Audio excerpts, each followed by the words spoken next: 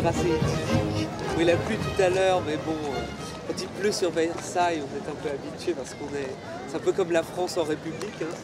Un peu la même chose, on va dire. Donc j'ai amené ces petits vers sur le royalisme que je vais partager. J'espère qu'il vous plaira. Juste... Ah oui. Je ne veux pas chanter les malheurs de la France avant moi, on l'a fait, on le fera après. Non, je veux déclamer ici une espérance que les Français d'ouïr n'ont pas encore. Avant de commencer, écoutez, royalistes, ce que l'on vous confie est une mission. Cessons de n'être que de grands idéalistes. Et à tous les Français, chantons cette chanson. Notre France était belle et aimée de ses enfants. Chacun avait sa part, prenait à la mamelle un peu du lait promis, attendait patiemment que son tour vienne enfin sans aucune querelle.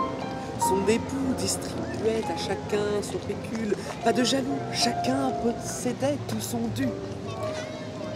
Quelques penseurs honteux trouvèrent ridicule d'avoir tout l'essentiel de vivre de vertu. L'on voulut avoir pour avoir, le superflu devenait l'essentiel. C'est encore notre règle.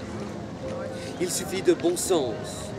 Nous nous sommes perdus en piétinant le lys avec Marianne et l'aigle. Rien n'est perdu, Français.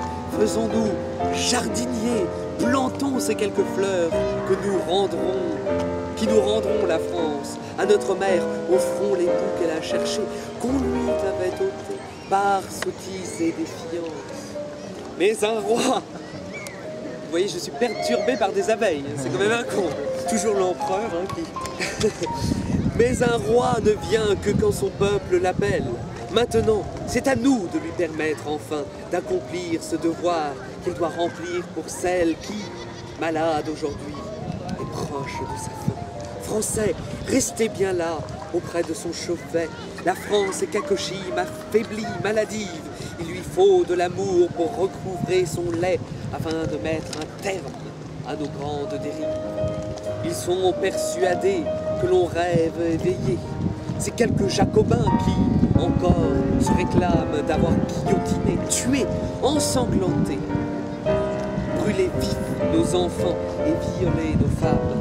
Un roi jamais ne touche à sa propre famille. Il ne peut incendier l'endroit qu'il a construit. Il est exempt d'orgueil, d'humilité s'habille. Il est né pour régner, il ne l'a pas choisi. Alors, mon frère, allez, humez la fleur de lys. Osez enfin la prendre en votre main humaine, quand Marianne vous jette en ses volubilis, qui entrave votre âme et vous lance des chairs. Je vais conclure enfin, chers amis de la France, parce qu'on a toujours tendance à oublier. Si nous sommes bien peu à vivre d'espérance, c'est que souvent le nombre entraîne à se tromper.